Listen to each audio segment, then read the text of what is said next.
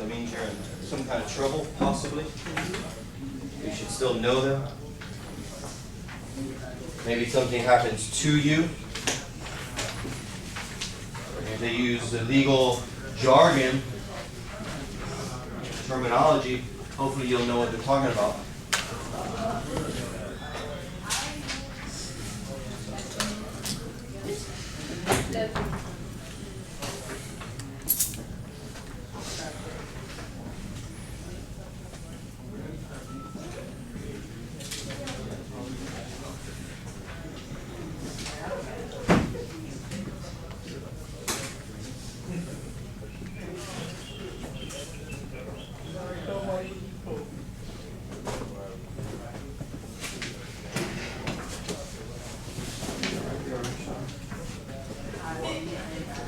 Last week, a lot of these were incomplete. You get one of these every week. If you're not doing them, it's going to make it difficult for you to achieve a good grade.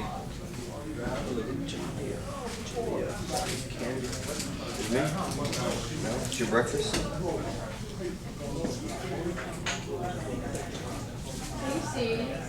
No. Can you take another one?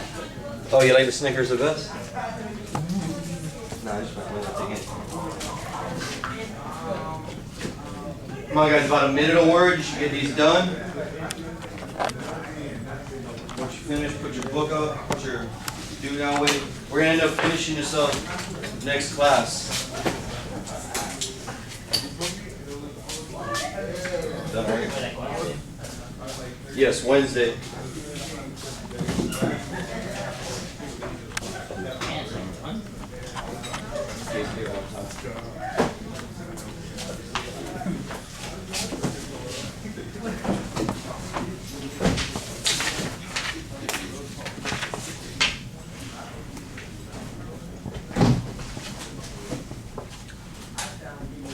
What I'm doing is, Yeah, let's say get like the board and yeah, stuff. getting the board in detail. Benchmarks, and date, homework. Oh yeah, that's what I'm doing right now. One thing you guys should do, I already put the homework up since it's a short week. I'm going to collect this Monday though, since it is a short week. Do, yes, next week. Gives you plenty of time. I need better than 50% like I've been getting from you guys. But if you need to, take a picture with your phone so you don't miss anything. It has questions plus a rip out page.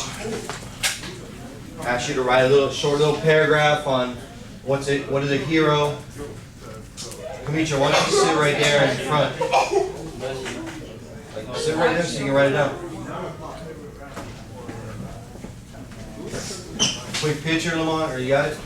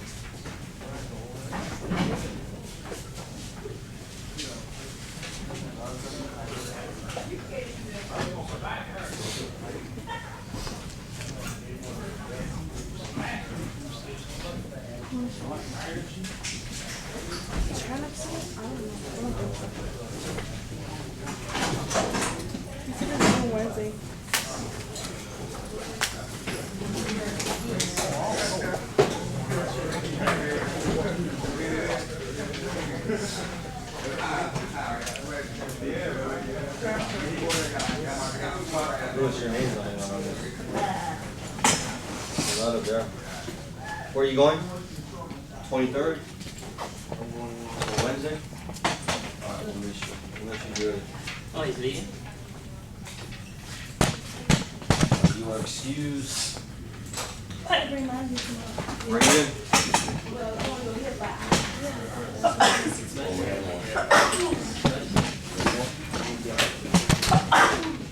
Bless you. Alright, wrap it up. You're down to your last 2 minutes. Get these words down. Should also be studying these terms when you go home. Maybe make your little flashcards that you did elementary, middle school. Practice using the words. That's the best way.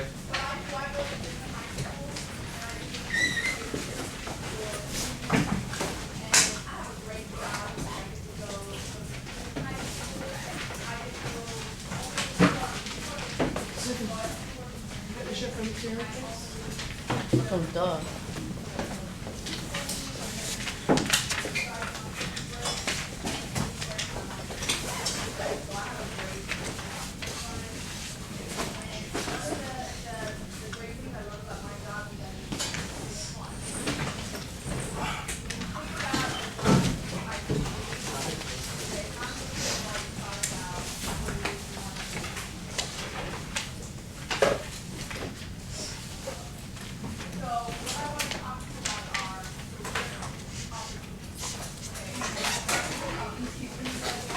Alright, please put that away now. It's been 15 minutes. We're going to move on to our quick data chat. Get it out. No, I'm actually going to hand it back to you. Okay, when you get these back, please record these in your data chat log. It should be in your notebook. I will collect that Wednesday and go ahead, I'll put it in your class folders. Wait, Mr. Benton, since you've given it to us, we have to put up here? I'm sorry, what'd you say? Like, since you've given it to us, we haven't had to put anything in it? Say it one more time. Since you've given it to us, we haven't had to put anything in it, right? That's the first thing? No, so far I've been putting everything in.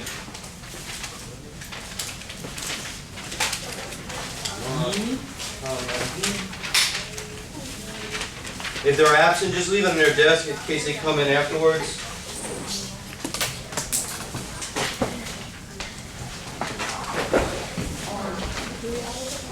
Okay, on your sheet, Taylor and Carlos. What's passing? What percent is passing? 50, right? No, that's an add. No, 70 is considered proficient. So anything you're short of 70, you have to put a minus whatever percentage. So what do we... No, when he says passing, it's no. I got 60. I put no. Right, so you would put no and then minus 10%. So we do... Zoom in on this. So we do this one? Just so they can see what we're doing. We write whatever we got? Yes, for mini assessment 5, which I just gave you, go ahead and put your score. It tells you under mini assessment 5, we're working on informational text. Put whether you passed it or not. If you got a 70, you passed. If you had a 60, you did not pass. So you would put no and then minus 10%.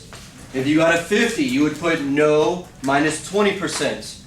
This will help you keep track of your FCAT scores, and that way as the year progresses, you'll know what you need to work on. Like I said, I'll collect it, and next time we'll pass out the class folders, and you guys can log it, and then I'll collect it back. But for now, just keep it in your notebook.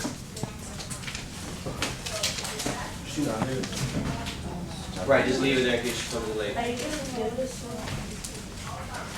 Right, and actually Wednesday when you come in, we'll go over this mini assessment question by question, so you can see which ones you missed. For right now, I just put a score based on the EduSoft printout. They just, it prints out what your raw score was. And then Wednesday we'll go over each question so you can see what you missed, what you got correct. I'll then collect the data sheets and I'll put it in your class folders. As you can see, as a class, we're still kind of lagging behind. Benton 1, 58%. The average for American high school was 68%, so we were short about 10%. Now that average includes honors. That includes honors classes in this, in this level. So usually those honors classes, advanced classes are going to bump up their scores. So we have made up ground. I think we started off, like the first mini assessment, we were down about 20%, maybe 18%. And we've slowly reeled in the rest of the school. And hopefully that'll continue. And that's our best score, just so you know. 58 is the best score we've had. It's also the best that American high school has had. All right, go ahead and take out your literature books. Over up to page 1102. We're starting the Odyssey by Homer. Put it into FCAT for now. I'm going to collect them up Wednesday. I put the dates up here just so you know. Tuesday we won't see each other. Tomorrow's going to be a 2-4-6 day. Wednesday, 1-3-5. I know you're excited. Why couldn't we be in Broward, huh? Yeah. My cousins are in Broward. My son sends his laughter toward you, and my daughter. My cousins are in Broward. I didn't have to see those little rascals this morning. Put them to sleep.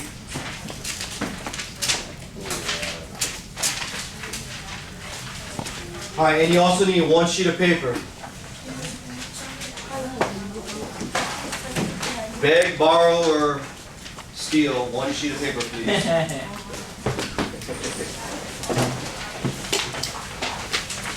You gotta come prepared.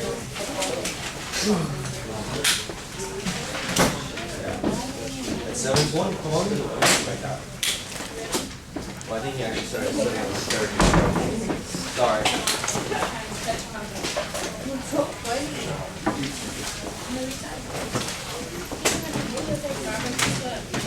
See, if you had that put away, it would be falling on the floor. Okay, and please do me a favor. If you still have the 601 SAT words, pass that book up. Yeah, I don't like to leave these around because then they get stepped on, torn, destroyed. Yes? Thank you. And if you don't like to take paper out of your notebook, you can just open up to your notebook and into the learning log. Put today's date, November 21st. And on 1102, I'm sorry, my computer doesn't have the Adobe upgrade, so we cannot use the online book, so I'll be doing some of the reading today. Our key idea, it says, what is a hero? When you hear the word hero, what comes to mind? Do you think of someone with unusual physical strength, great courage, a rare talent? In Homer's Odyssey, you'll meet one of the classic heroes of Western literature, Odysseus. Say that with me, because if not, that'll get mispronounced the whole day and every day.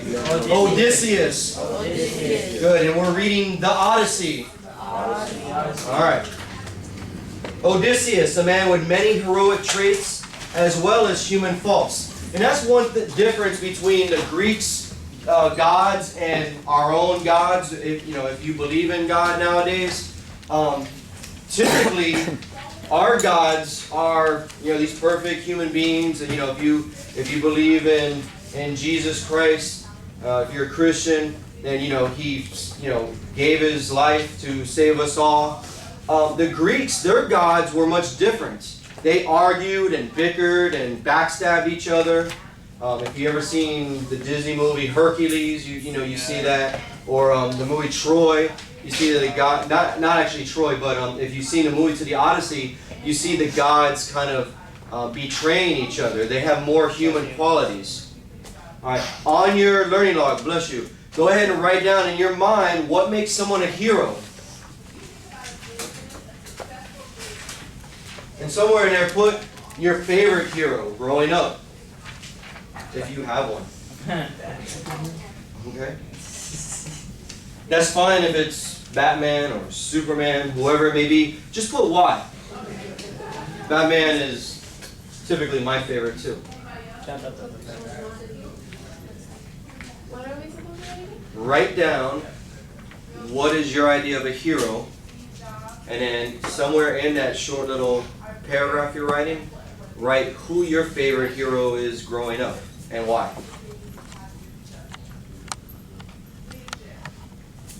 I'm going to jot down some of my own notes.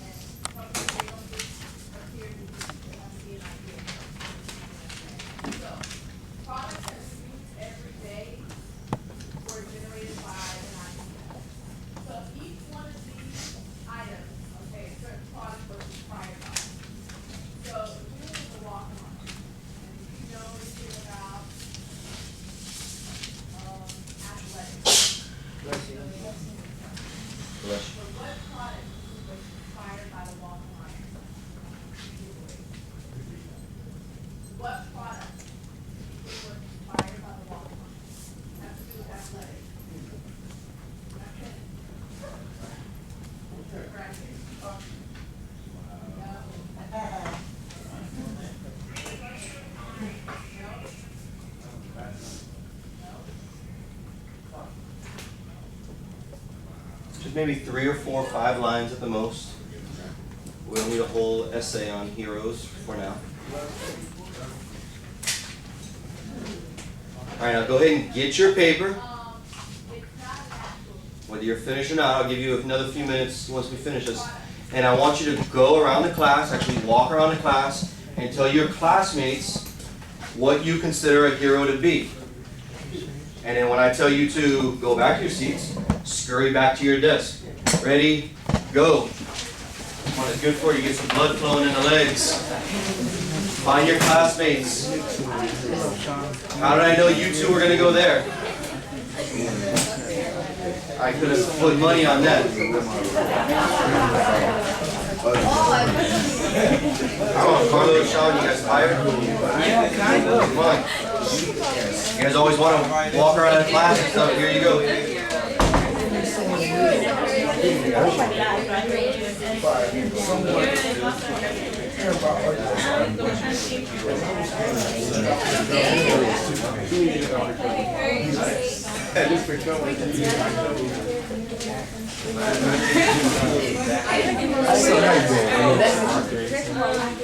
Lamont's doing desk-to-desk service. Come on, man. What are you guys amazing today? We're sharing our ideas of a hero. They're a little bit behind. You just walk in. It makes someone a hero by someone being a role model, Just act natural. caring about others that's already new. As I was growing up, it makes someone a hero by being a role model. No, I said you could interact with people. It makes someone a hero by being a role model. Okay, another 30 seconds. I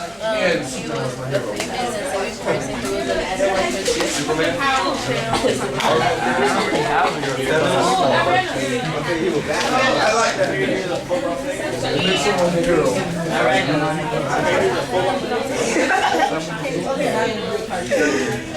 It makes someone a hero by being a role model.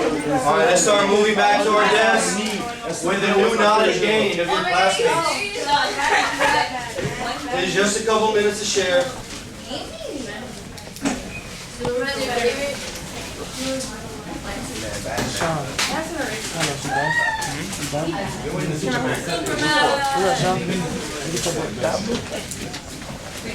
All right, Misha. Here, that's fine. Thank you. All right, anyone want to share what their idea of a hero is? Taylor. Okay. My idea of a hero is that they are confident, helpful, and how they feel about life. My hero when I was growing up was Powerpuff Powerpuff Girls. Girls. Confident. What else did you say? Confident, helpful, and what they feel about life. And helpful and how they feel about life. Meaning, and they have a positive attitude towards it. Okay, a positive attitude. Okay, excellent. All right, let's hold on real quick. Do any of you know a superhero that was, or a hero that's not confident? No, most heroes usually have some confidence. There's no exceptions. How about Spider-Man? Was he always confident? Yes. Always? He used to get bullied and picked on. So he was still confident in his But when he had on that That would be 40 That was before he was Spider-Man, okay. And helpful. Most superheroes are very helpful. Stephanie, you want to share? Yeah. My favorite hero is a person who saves someone or something in danger or from being hurt. Also by stopping bad people from doing epic things of stealing or causing a scene. What was my favorite hero? My favorite hero is Superman. He was he was a good and saving person. He was a light of our country. Okay, so Superman, hold on, let's talk about it real quick. Superman was her hero. What I like about what she said is they were helpful. They tried to do good for other people.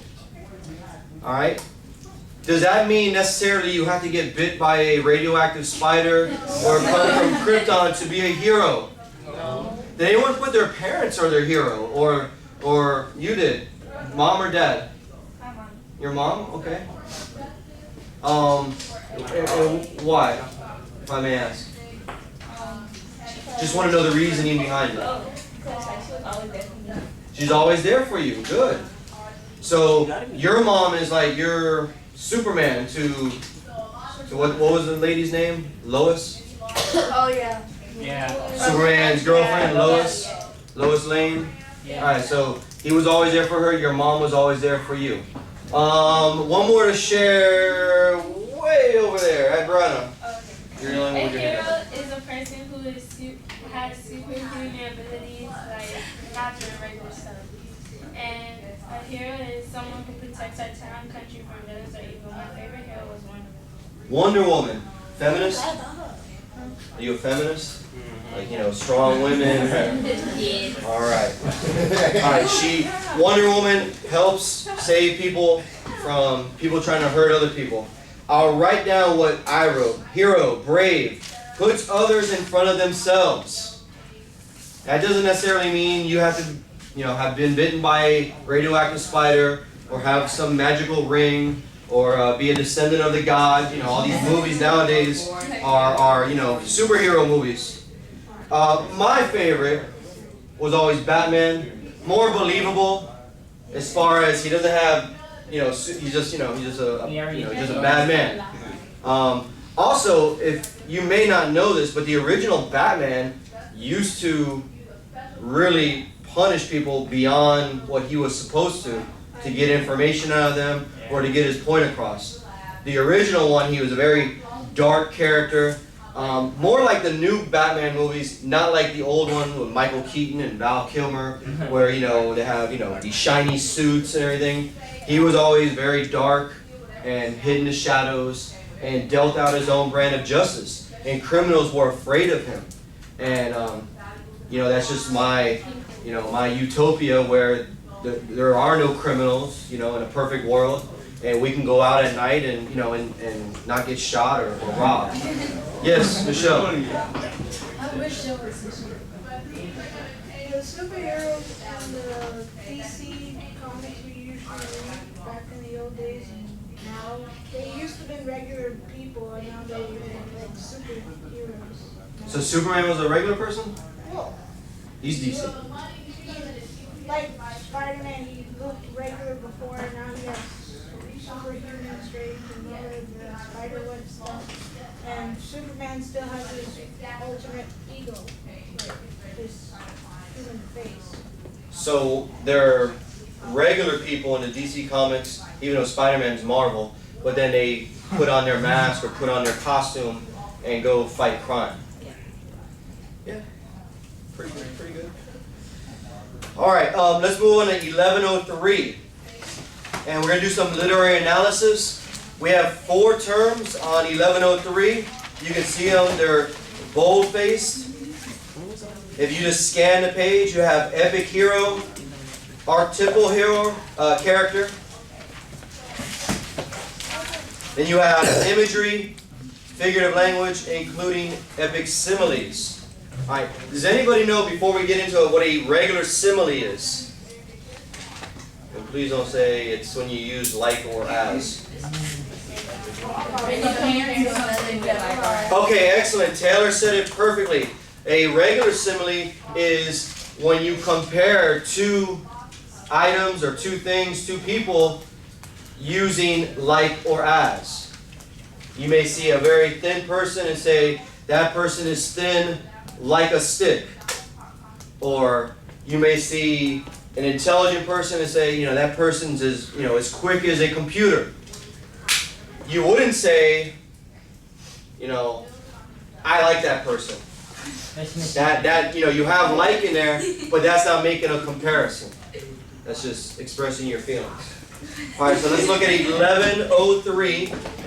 The epic hero is a larger-than-life character, traditionally a man who pursues long and dangerous adventures. Alternately aided and blocked by the gods, he carries the fate of his people on his shoulders. The epic hero is an archetypical character, one found in works across time and cultures. Odysseus, repeat them. Odysseus. Good. One of the most famous heroes in the Western culture, has shaped our ideas about the traits that a hero should have. And here are your bullets. Extraordinary strength and courage. Cleverness and deceit, also known as guile. Extreme confidence and a tendency to dismiss warnings. Every epic hero embodies the values of his culture. As you read the Odyssey, consider how Odysseus faces various conflicts. What does this tell you about his character? What do his character traits tell you about what the ancient Greeks found admirable? All right. And what I want you to do is, on your learning log that you started, go ahead and write those two terms down. Epic hero and archetypal character. Which the second one, archetypal, is just like a stereotype.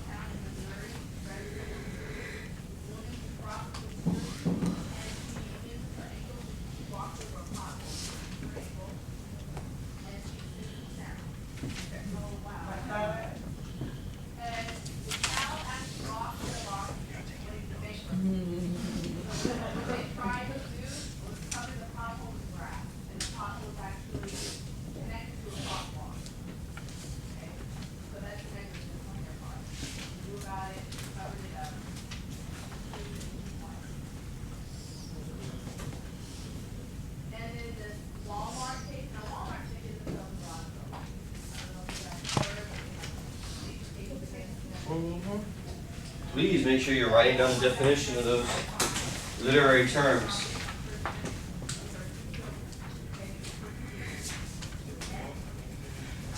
And something you were supposed to cover in your jigsaw notes last week, you should have come across what an epic is.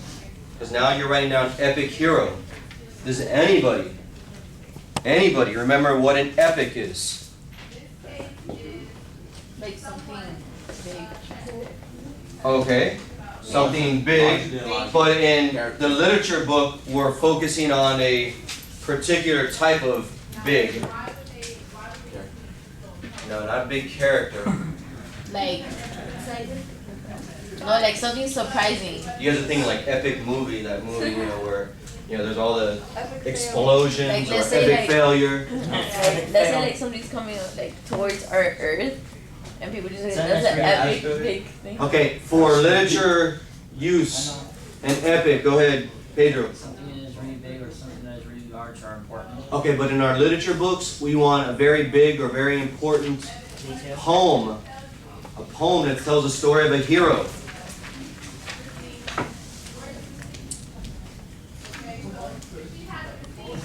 Now, an epic, it's usually epic poem. It's a long, important piece of literature written in poem form. We're going to work on the Odyssey. The Odyssey means long journey. You ever heard of the Caravan by, what is it, Honda? Honda Odyssey. You pack up your family and you go on a long trip. And they've copied the Odyssey in other forms. If you've ever seen Finding Nemo, that's like the cartoon fish version of the Odyssey. It is? Marlin is in search for something. He overcomes many trials, monsters, to finally reach his goal. He must travel a long way. And that's what the Odyssey is about. You know, man, Odysseus, who's trying to accomplish something, which is get home after 20 years of fighting, and he wants to see his son, see his wife again.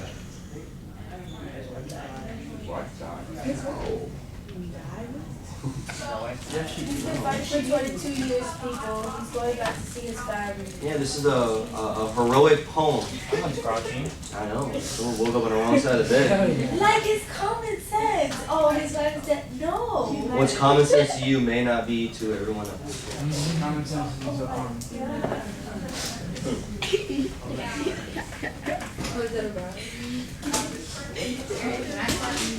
Okay, reading an epic poem, the next section on page 1103. Taylor's going to read that for us. Nice. We'll get that. Reading an epic poem. Shh. Follow along, please.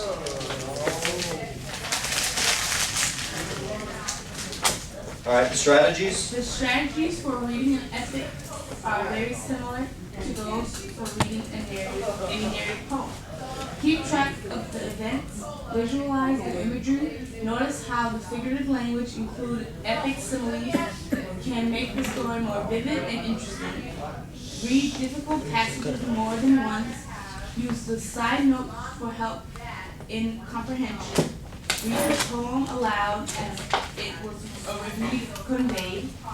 As you read, keep a list of major events and consider whether the lead Odysseus any closer to the All right. Now today, the only vocabulary that we need to cover is harried. All right, and that's harassed. If you see a little gray box or off beige box, harried, it's in the second column. Harried just means like harassed or, you know, bothered. Can I read, mister? I want to read. All right, but hold on. Go ahead and write down imagery in figurative language and define them. Remember, you can always go to your glossary of literary terms. Bless you. For example, imagery. Bless you.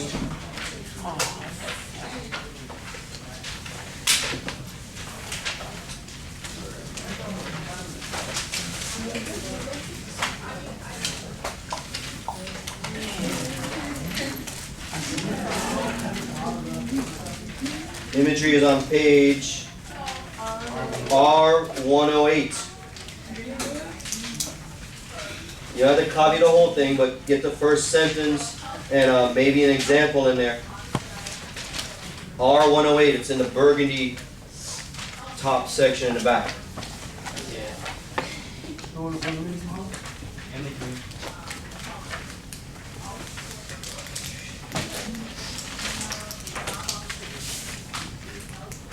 Pick it up and finish book 1.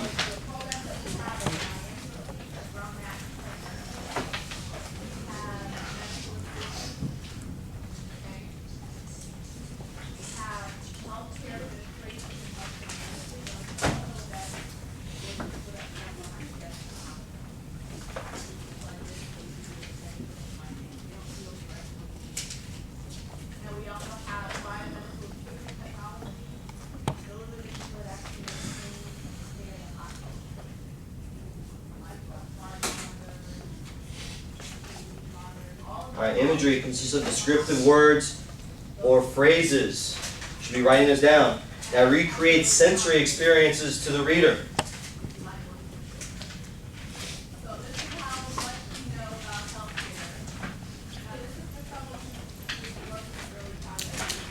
It's writing. It's writing that appeals to your senses. How many senses do we have? 6. No, only if you have telepathy do you have 6. Oh, 5. 5, there you go. Thinking of the 6 like that, it was No, the 6 senses, if you can see like dead people or something. If you have that, then, you know, excellent. Keep that to yourself. They might haul you out of here in a straitjacket. You're right behind you.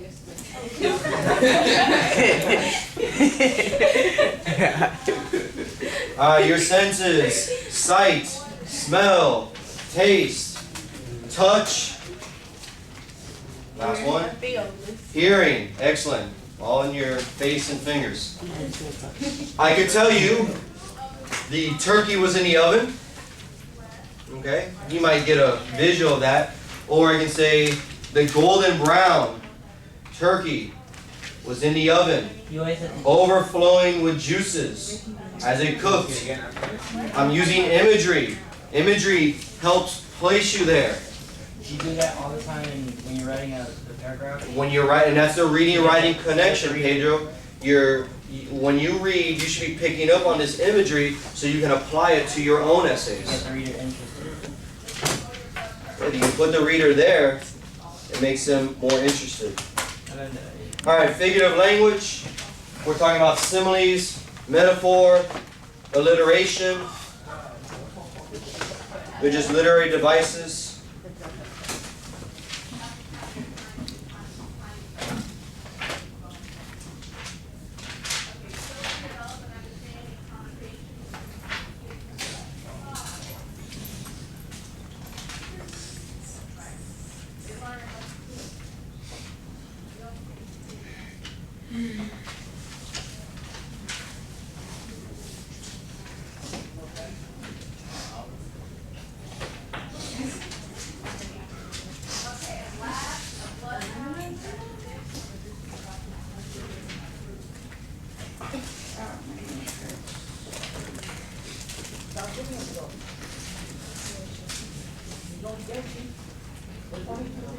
Figurative language, language that communicates meaning beyond the literal meanings of words. In figurative language, words are often used to symbolize ideas and concepts they would not otherwise be associated with.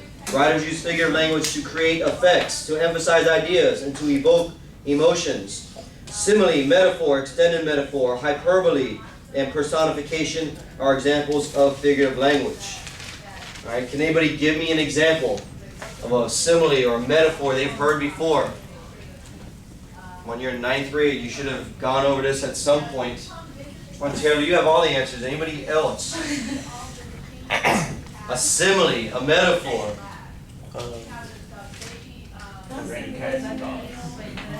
A simile is a comparison using like or as. Have you ever heard one? Yes. Okay, it's raining cats and dogs. All right, that doesn't mean literally that you go outside and Marmaduke's going to land on your head. It's just a way of saying it's raining hard. All right, big drops coming down. Any other examples of figurative language? Yes. I'm so hungry I can eat a horse.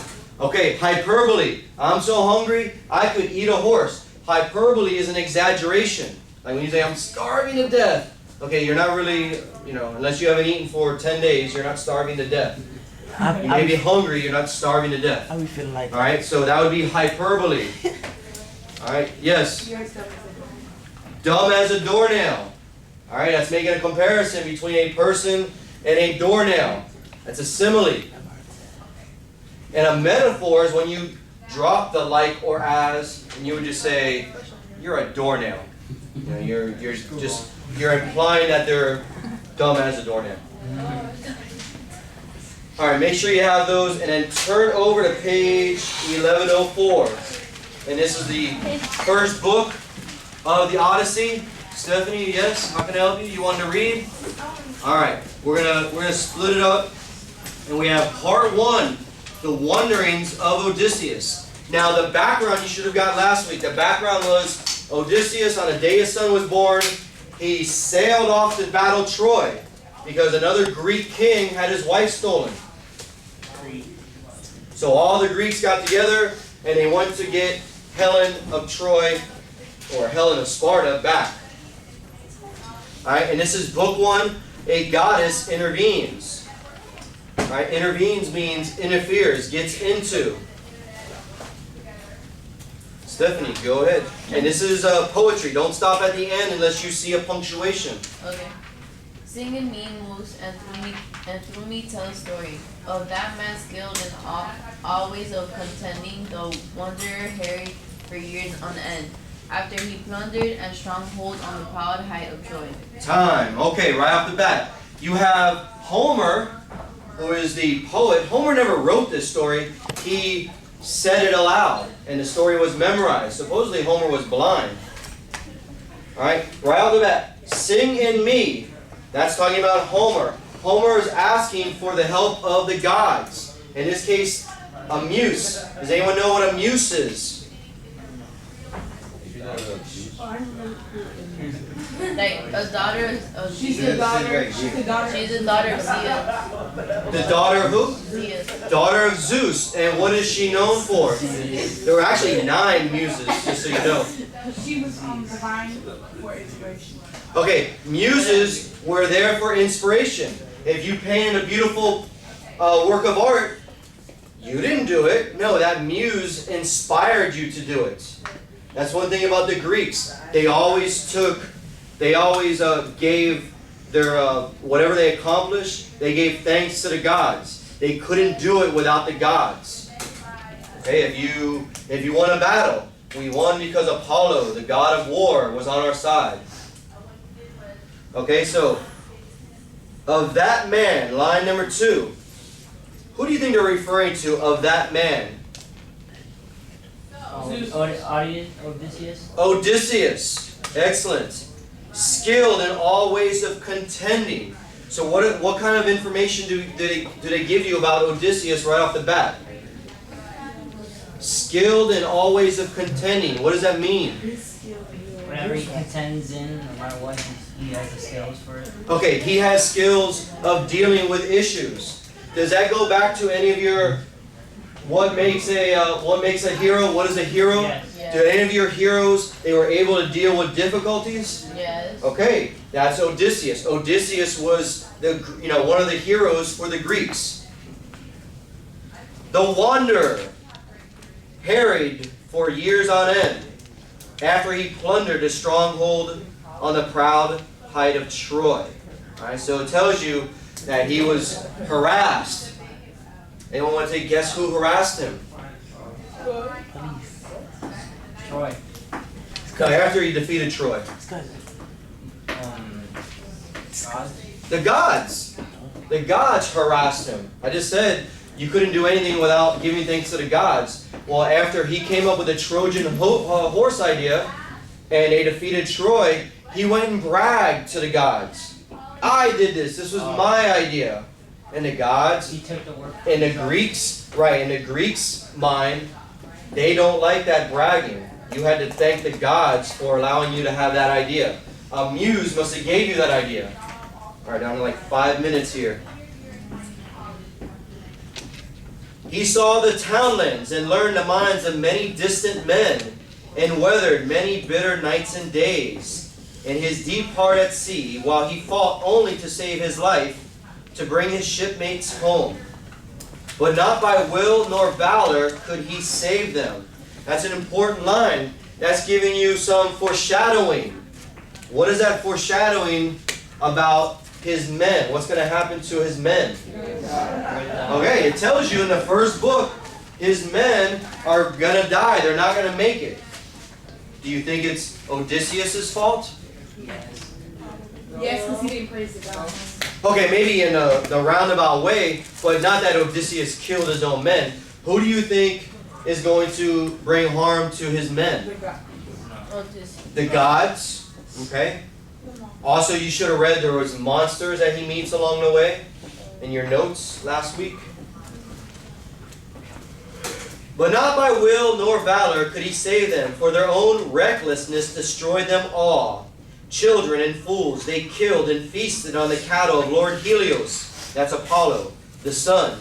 And he who moves all day through heaven took from their eyes the dawn of their return. Alright, that's a poetic way of saying He killed them. He didn't let them see the next day. Apollo. Of these adventures, Muse, daughter of Zeus, tell us in our time, lift the great song again. Alright? And now all we're going to do is read that italicized part. Don't close your books, please. We still have 5 minutes. Or a little bit. I wanted Pedro. The story of Odysseus begins with the Stay on task, please. begins with the goddess Athenis appealing to Zeus to help Odysseus, who has been wandering for 10 years on the seas to find his way home to his family on Ithaca. While Odysseus has been gone, his son Telemachus has grown to manhood, and his wife Penelope has been besieged by suitors wishing to marry her and gain Odysseus' wealth. Good. Odysseus is the king of Ithaca. So when he's gone for 20 years, or at about 16 or 17 years, men start coming around like, hey, why don't you marry me? He's not coming back. The suitors have taken up residence in her home and are constantly feasting on the family's cattle, sheep, and goats. The dishonor Odysseus and his family, taking Athena's, the goddess of wisdom, advice. Telemachus travels to Polios for word of his father. Meanwhile, on Ithaca, the evil suitors plot to kill Telemachus when he returns. Alright, so you get some background here. Did anyone pick up the conflict? What was the conflict? Or what do they tell you the conflict's going to be right off the bat? Odysseus' son. Okay, Odysseus' son versus the suitors, and because of that, Odysseus himself versus the suitors. Because he's not going to let his son, fight by himself. Okay, so what do you think on the title of this book, A Goddess Intervenes? What goddess do you think they're talking about? Athena. Athena. She tells Telemachus, look, go ahead and get out of here and try to find word of your father. Alright, review those terms today. Your homework, once again, is on the board. And I'll see you Wednesday.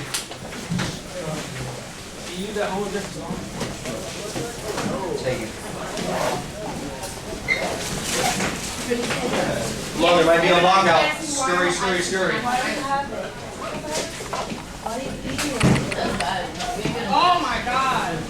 The only problem is the wrap up, the bells are off by about 2 minutes.